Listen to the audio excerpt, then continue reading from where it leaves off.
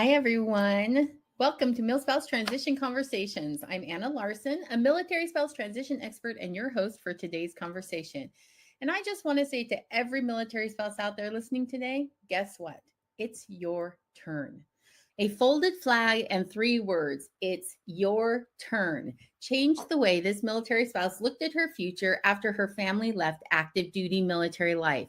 After serving and supporting her service member through deployments, training cycles, PCS moves, and more, so many military spouses are used to taking care of everyone else first. As a purpose and well-being coach, our guest today brings heart and soul to helping military spouses understand how to reset, find clarity, and feel good about making choices that highlight their dreams and goals.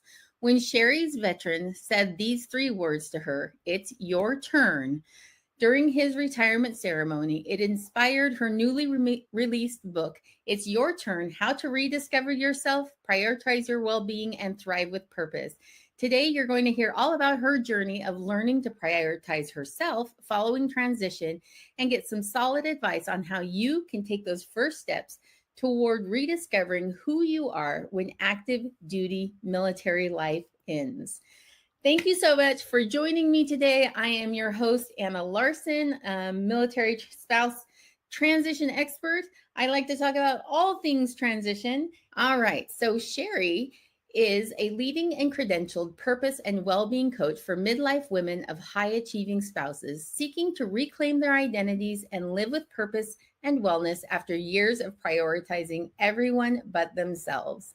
Drawing from her 2 decades as a military spouse, supporting her physician husband, and as a national board certified health and wellness coach, Shari is the creator of the signature Calm Method, author of the It's Your Turn book, and a nationally recognized speaker and coach. And she is amazing to have a conversation with. Let me just tell you, because I just had one. It was like a mini coaching session. Anyway, since 2019, Shari has supported hundreds of women in saying yes to themselves, often for the first time, and shown them how to design a life plan with intention, awareness, and purpose. I'm going to bring up Shari and let her say hi. Hi, Hello. Shari. Hey, Anna. Hi, everyone. It's so good to be with you. I loved our conversation. We already kicked off before in We the did. green room. We So started good. before anyone else even came on. I was like, Shari, I got all these questions for you. Give me a mini coaching session. And you totally obliged. I totally took advantage of the fact that you're coming on my podcast as a guest. And I really appreciated what you have to say. Anyone who has not experienced coaching, Mhm. you really should try it. And just when you find the right person that speaks to you, it speaks to your motivations, it makes a huge difference. Yeah, it makes such a big difference. Having someone ask you some really powerful questions. I always say the answer's inside you. It's just getting that person who you match with to ask you the right question, and those answers bubble to the surface. They're inside you.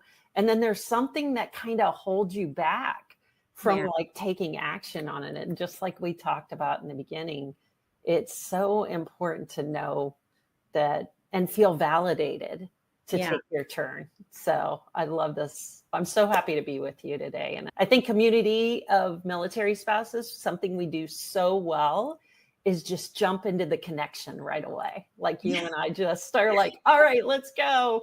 And this is really the first great conversation opportunity we've had to spend some time together. Yeah. So it's easy. I think military spouses are forced into that a little bit, right? Because we do move around so frequently. So there's this learned behavior, whether it comes naturally or not, right? It may not come naturally for some people and they may struggle with it, but this learned need to, you just got to be like, hi, I'm Anna and I'm going to be your friend. Yes. It's part of our survival as military spouses. I think it's one of those things we have to build that tool in our toolbox when we become military spouses is learning to feel comfortable in the uncomfortable and Yeah. being able to go into a room and be the first one who goes up. I always like to think if this is me walking into the room and I don't know anyone here, who would I want or how would I want to be approached? Mm. And I think that's our advantage of knowing like we're all new at this when we Yeah. start and helping others feel comfortable getting connected. Community is so important. That is a beautiful lead in to our conversation today, Mhm. Shari, because now Shari gave me an advance copy of her book so that I could read it so we could have a really good conversation today about it. And let me just tell you, it was a fabulous read. Highly recommended, but we're going to talk about that a little bit more later. What I want to talk about is the inspiration behind the book. There's this moment, I picture it in my head when I read it in your book. The first time you told me the story about standing up there at your spouse's retirement ceremony, and he's got the folded flag and he hands it to you and says, "It's your turn, baby." Like that, Yeah. like it makes my heart go. We didn't get a retirement ceremony. We retired during Mm, COVID. So there's like this dream moment in my head I have of this happening yeah. and how powerful that must have felt to you. Yeah, it was super powerful. I look back at it and I talk about it in the book, but realizing that I was at probably my highest level of stress in that period of time. There was a lot of things changing, a lot of things going on with kids and his career and what am I going to be thing in that moment of being handed. We had had conversations already, my husband and I, about what do I want to do? I had already adapted multiple times to different jobs, different careers, always changing. And I just felt so tired and exhausted. And so being handed that flag, and it was really honestly, that was the first retirement ceremony that I had really been paying attention to. I think it was the first one I attended, really, was like even understanding that he was going to come over and hand that flag to me. I didn't even realize like that was going to happen. It went in his hands and I'm figuring he's going to the stage, but instead he comes over, gives me a kiss and says, "It's your turn." And in that moment, as I describe in the book, I felt the exhale. I felt that pressure of, I've been holding this all together and my body feels it. And it's telling me and screaming to me it's time. And in that transition, like over that period of time, I had to realize that it wasn't his permission I needed, but I needed to give myself permission to take my turn. Oh my goodness. As military spouses, I think we don't give ourselves permission to come first. Like you just can't sometimes. Like it's not an option, really. And if it is an option, your whole family is falling apart at the seams if you choose to go that direction. At least that's how I felt, especially when we were active duty. So let's talk about that just for a minute, okay? In your experience as a coach and with all of these women and men that you have spoken with about this, why are military spouses so reluctant to make choices that prioritize them and their needs? Yeah. This is like the onion. We can peel this back and find a lot of different things, but I think there's some really key points here is understanding that instability that we've lived for as a military family and understanding that with that instability, we're always trying to take care of everybody else and make sure our kids are emotionally healthy, our spouse in his or her career is feeling supported, and knowing that is always a priority or has been so at the center of it, that we put ourselves second in our careers and just the responsibilities that we have. We go down on that priority list. I think it's so easy to get in that pattern of it because that's honestly what the culture says too. It's that sense of duty and pride that we all have serving as spouses with our military members is something that's really strong. I call it the invisible sacrifice syndrome that comes into that too, is having all these things that we're trying to keep going. And yet we always feel that we become so disconnected from ourselves and we start to lose part of ourselves in that process. So really seeing that it's connected to relocation, deployments, just you and I talked about in our 20s and 30s, we were in the trenches. let's just get to the end of the day to survive. If I can just survive this day. And when we start thinking that way, we start to think about taking care of everybody else but ourselves. And sometimes it's that whole thing. We got to put our oxygen mask on first, and we can take a piece of what's the one thing I can do for myself in the morning that might set me up to, even if it's just a small thing, that matters. So those are the things that come up. But I think it's a society thing too. As women, we sacrifice a lot. There's a lot of invisible stuff. I call it the invisible load that we take care of. It just gets done. And our spouses come home and are like, oh, I don't know why you're so stressed. Are you kidding me? I'm just taking care of the car. We got voter registrations going. We've got all this stuff paid for the kids' college. They need this. It's like firing on all cylinders. And then what are we doing for ourselves? Yeah, that mental load that you're talking about can become so overwhelming, but it's not a visible load. It's not like I've got a big backpack on my back and I just keep adding things to it and it gets bigger and bigger. So nobody else is seeing that but me as a military spouse. And I think it's really hard to explain that load to other people because it is an invisible load, like you said. I also think one of the things that you had mentioned when we talked about this previously was the fear of judgment. And all you have to do is jump on one Facebook page for a location and you will see the judgment happening, right? We are rough on each other sometimes when it comes to, are you doing it the way the community, the culture tells you have to do it? And when you buck that system, sometimes you get that burn and you get people really trying to force you back into the, we don't do things that way kind of mentality. Yeah, it's really prevalent. And we have to be careful sometimes of being able to see this, and just the awareness piece of seeing this and stepping back from it to say, what's my part in this? And saying, and how can I be different? And this is where I think community is so important. Some spouses groups that I've been involved in, I hear women say, it's just really uncomfortable for me. I feel like I'm being judged. And then other spouses groups I've been involved with have been like, oh, this is my tribe kind of thing. So I think it's important to realize, what is the underlying current? Are we victims? Or are we resourceful? Are we going into that action of helping one another and just sometimes saying, you know what, give yourself a break. Like you have been handling a lot of things. And sometimes the worst critic is ourselves on ourselves, right? That's where we need to really look at the story we're telling ourselves and just ask, is it true? Or is this just a story that's a thread from something else and it's having me feel a certain way? I love that.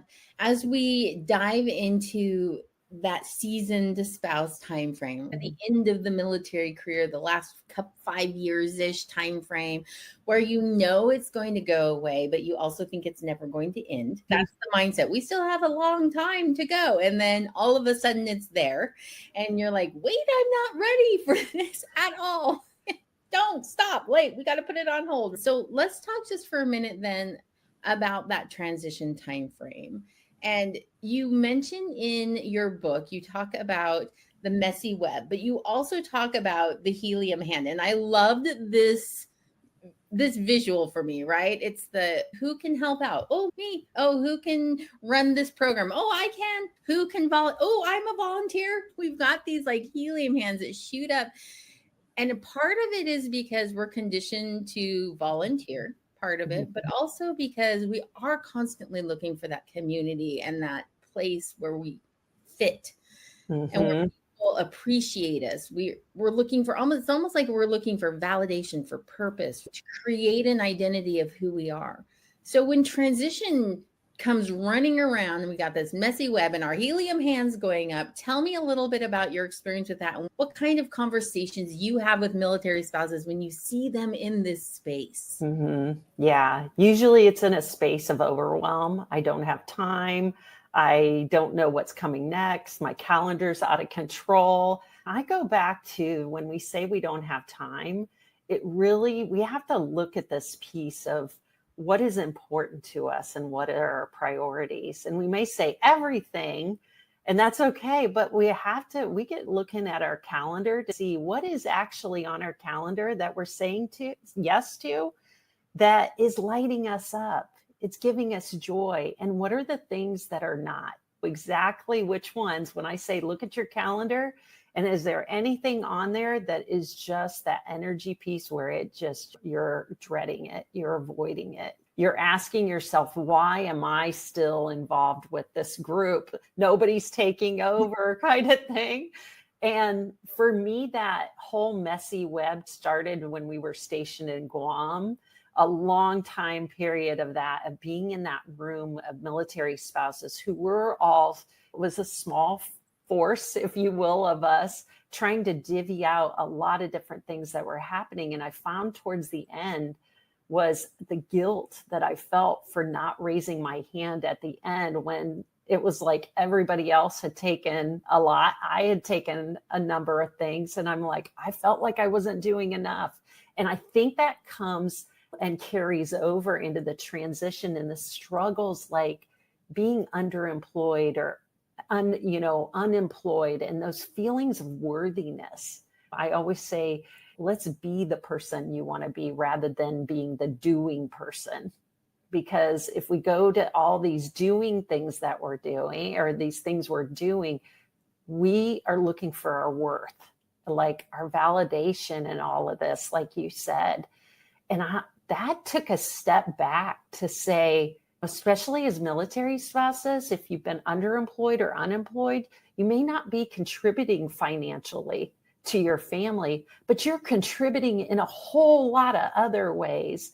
But because our society hangs so much on a paycheck to our worthiness, it's something I think that surfaced for me in that whole thing. So the self-sacrifice, that feelings of unworthiness, also the changing identities, walking into that retirement ceremony. I was a military spouse. Walking out, I was a veteran military spouse, which I didn't really understand what that all meant.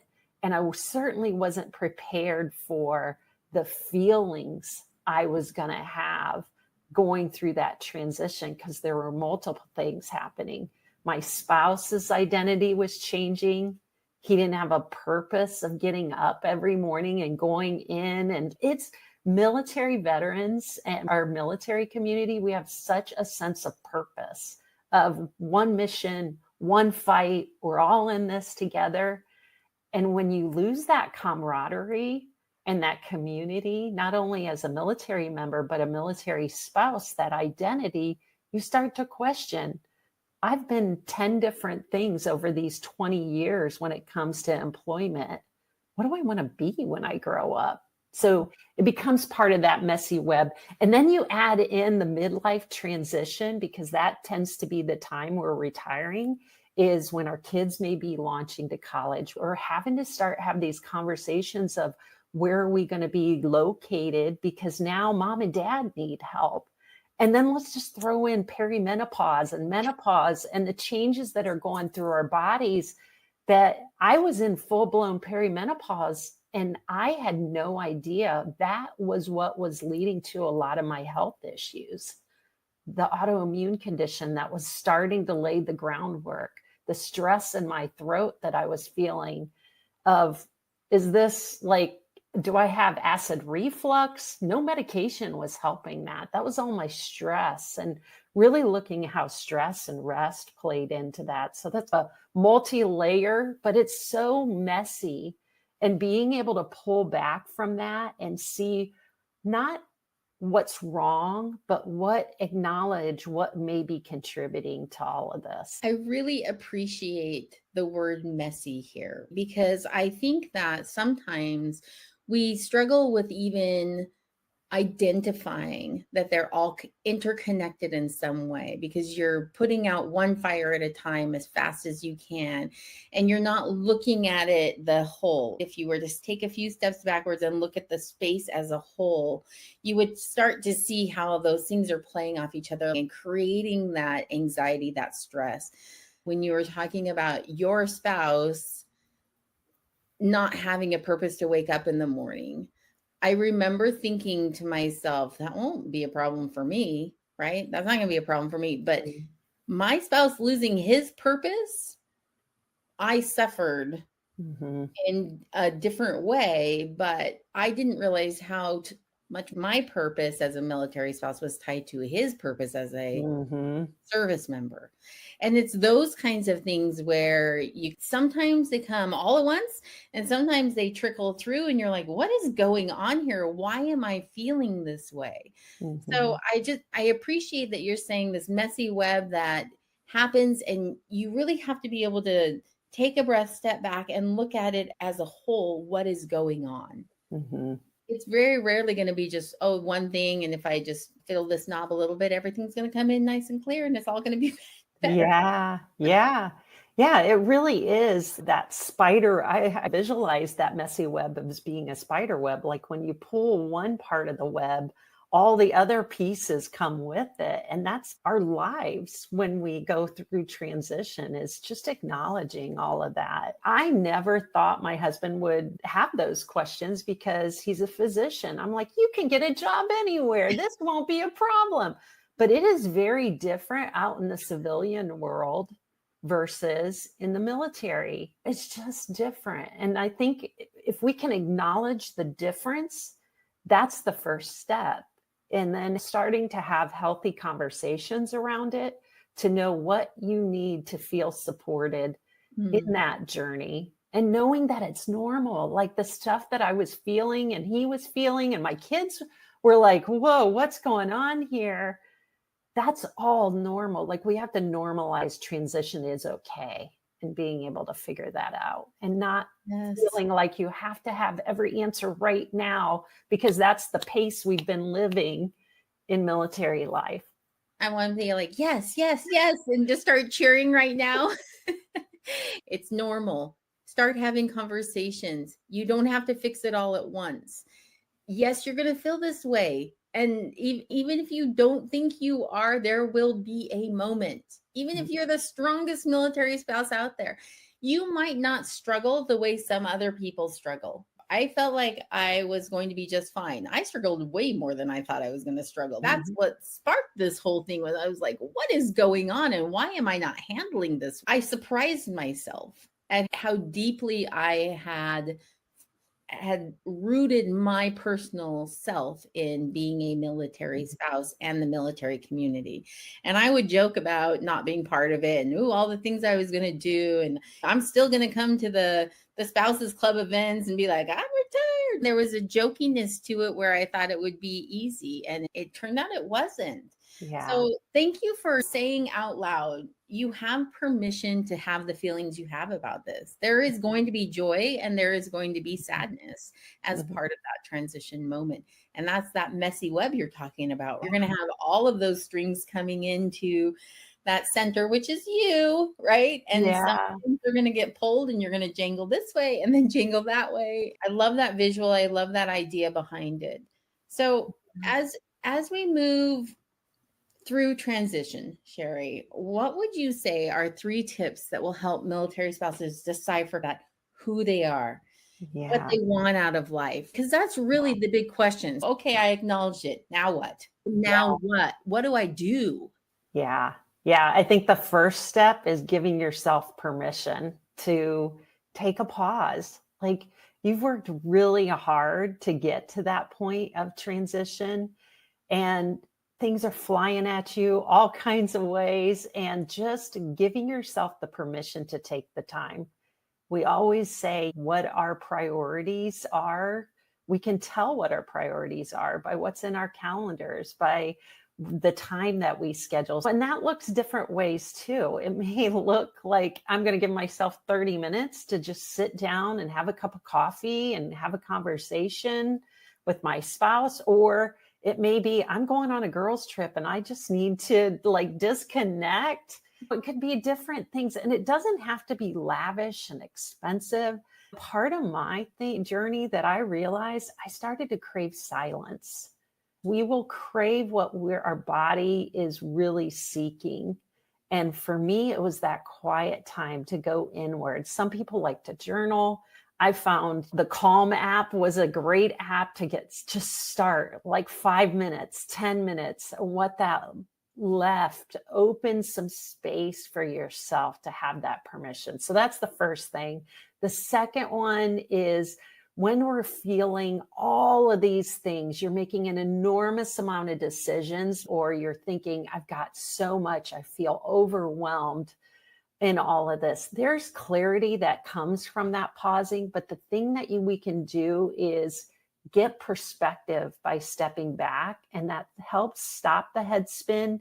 If we do actually do this piece of writing things down, I have a resource on my website. I call it the brain dump, and it sounds like it would be so simple, and it really is, but it's really taking everything you have spinning in your head of all that list that you run in your head night over night. If I've got to schedule the car maintenance, I've got to do maintenance on the house, I've got to schedule the kids' doctors or your own.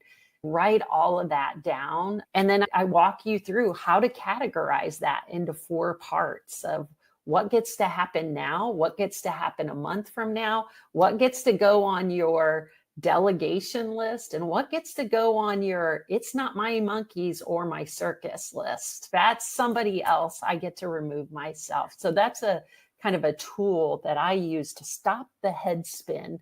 And then number 3 is really focusing on this feeling of how you can feel safe. If you have had a life of constantly being in I got to have enough money to buy food, or I need to worry about the next place I'm living, like that's a stress response that you will carry into many different areas of your life. So stepping back and just saying, how can I feel safe? And one of the tools I use and my clients use is this visualization of that future version of yourself, getting into her energy. What if nothing was stopping you and you felt emotionally, financially, all of that safe? What would be the first thing you would do? And start small and take small steps, because that's what leads to the bigger stuff. The 3 takeaways that I just took from that is I get to take a deep breath, right? And just take a minute, whatever that looks like for me, a morning run or coffee with my spouse, or like maybe take a nap. 2, I love that we get to have a bin that says, not my circus, not my monkeys. Okay. Because I do not have a bin like that. I feel like I need to take care of all the circuses and all the monkeys. So that one really hit home. Some things are not your responsibility, and it's okay to say, not my responsibility. And then the feeling of being safe and of feeling that we are going to be okay. Shari, all of these words of wisdom can be found in your new book. When I read it, I found truly practical, applicable advice, like things that I really could do that weren't overwhelming, that didn't require me to completely change my life or the way I did things. It was like little mini mindset changes, or ways to think about things, or ways to categorize and move forward in areas where I was feeling stuck. Can you tell us a little bit about your new book? Yes, I'm so excited. This book, you and I were talking before, this was never on my radar to write a book. But when someone said, is there a book out there in this particular setting that I was listening to, this gal who was talking was saying how a book saved her life. And she said, is there a message that you would share with someone that could be helpful, that would help them in their journey? And what is the message that you didn't get that you wish you would have had? What was the book? This is that book. I wanted someone to know it was okay to take their turn high achieving spouses, we're definitely high achieving, but it's always becomes the main focus. So being able to say, it's your turn, you get to take care of yourself, and you get to prioritize what's important to you and learn what that might be, redefining yourself. So a couple of things happened from generating this book and writing it. It took me 3 years to write the book because I was going through my own transformation, which was very cathartic and healing at the same time. But I was also coaching other women too, and finding these were common things we were all struggling with. And this is meant to be a book that you pull off the shelf. I don't want it to be dusty. I want it to be something you go back to and you're like, I'm really struggling with that people pleasing thing, or how to make more time, or how do I eat right? Where do I start? How do I get movement? What's community? All of those pieces come together in that. And then I went a step further and created a specific book portal. There's a QR code in the book that has a range of bonus resources in there, really to complement the book, to actually take it and put it into action. And one of those is the Quick Start mini course that I put together called the It's Your Turn Quick Start. And it's really a piece where you can take some of these things. I took the first pillar of each of the It's Your Turn program that I run and put that into a course. Has a guide with it. There's a book club kit that I put together because I want this to be about conversations too. Something that you can read and interact and support one another through it. So you can go to the itsyourturnbook.com and see some of these things. If you're questioning, is this book for me? Is this the right choice for me? Like, you can take your mini course before you even read the book if you want. Yeah. It's very actionable skills. That was the thing too. When we start saying, one of the things I talked about is procrastination, what holds us back from doing those things for ourselves. A common phrase I would use was, I'll do that when the kids go back to school. I'll do that when we get to the new duty station. I'll do that when my husband starts his new job. I kept putting myself off for the I'll do it when kind of thing. And I realized we walk around with this all or nothing approach to everything. And I like the version of, what's the snack size of this?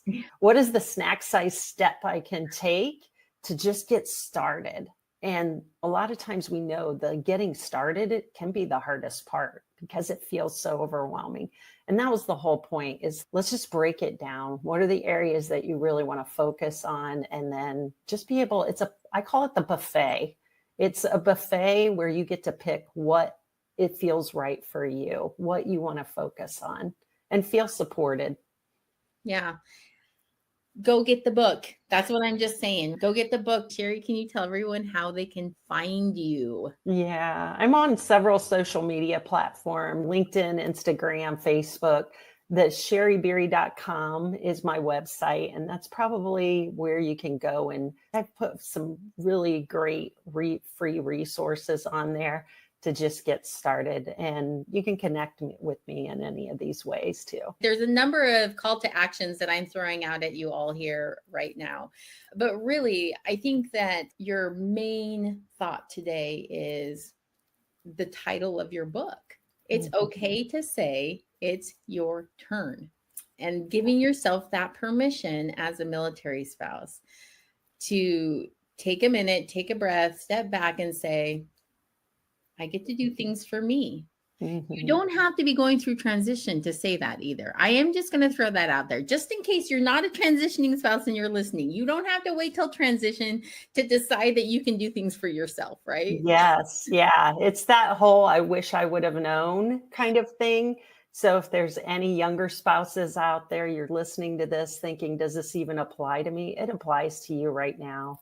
Yes. Taking care of yourself in whatever way that looks like. It doesn't have to be lavish massages and all kinds of things. Sometimes that is, like you mentioned at the top of the recording, is like grabbing the cup of coffee, appreciating nature, going for a walk, having some alone time, whatever it is for you, having a meal with your kids and all being together with your family. What lights up your soul? That's Yes. what's important. Thank you so much, Shari. Thank you so much for coming on today and talking about your experiences, for being so full of wisdom and sharing how you navigated that process of going from high speed to what's next, right? And because I think so many of us hit those moments and don't know what to do. And I just appreciate the fact that you're willing to have the conversation, to put it out there, to say, I'm not perfect in all the things, but this is what I did and this is how I do it. And I know that you can do it too. And I love that motivation for our fellow military spouses. Yeah, thank you. It is. It's really about carving your path and your turn and doing what feels right for you. Definitely. Okay. We're winding down our live stream today. Shari, I want to thank you one more time for being my guest today. It has been an absolute